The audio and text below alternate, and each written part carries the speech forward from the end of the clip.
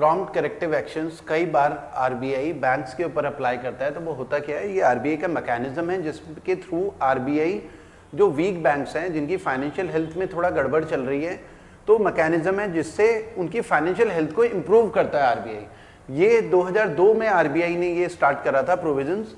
2022 में इसमें जो स्टेप्स हैं, प्रोविजंस हैं, किन बैंक्स के ऊपर अप्लाई होगा, ये कब ट्रिगर होगा पीसीए सरकारी बैंक्स के ऊपर। कई बार आप न्यूज में देखेंगे कि इस पर्टिकुलर बैंक के ऊपर पीसीए लग गया या अर्बन कोऑपरेटिव बैंक्स के ऊपर पीसीए लग गया।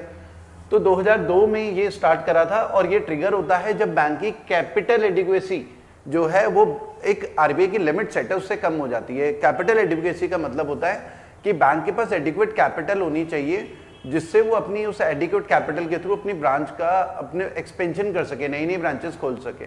तो एडिक्वेट कैपिटल एडिक्वेसी रेशियो का मतलब एडिक्वेट कैपिटल होनी चाहिए बिजनेस एक्टिविटीज के लिए ब्रांच के पास, बैंक के पास अवेलेबल। उसके अलावा नेट एनपीए, एनपीए क्या होता है, बैड लोन्स होते हैं।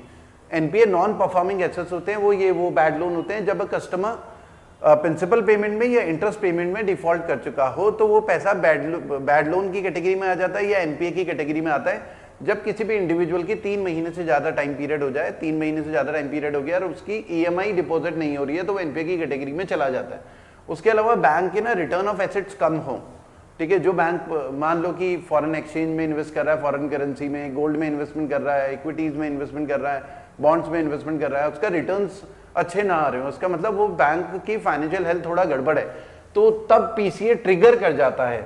और जब आरबीआई किसी भी बैंक के ऊपर, चाहे वो सरकारी बैंक हो, चाहे प्राइवेट बैंक हो, अर्बन कोऑपरेटिव बैंक हो, जब पीसीए लग जाता है तब उसके ऊपर रिस्ट्रिक्शंस लग जाती है। बैंक जो है हाई रिस्की लोन नहीं दे सकता, आरबीआई उसको मैनेज कर रहा होता है, आरबीआई फिर इंटरफेयर कर रहा होता है ताकि उस बैंक की फाइनेंशियल हेल्थ इंप्रूव हो जाए। वो अपनी नई ब्रांचेस नहीं खोल सकता, तो कई सारी रिस्ट्रिक्शंस बैंक के ऊपर लग जाती है जब पीसीए लगता है तो। और इसका गोल बेसिकली क्या रहता है, गोल ऑब्जेक्टिव ये रहता है कि डिपॉजिटर्स को प्रोटेक्ट करना। डिपॉजिटर कौन है, आम पब्लिक जो बैंक में पैसा जमा कर रही है, तो डिपॉजिटर्स को प्रोटेक्ट करना ये इसका एक पर्पस होता है, गोल होता है।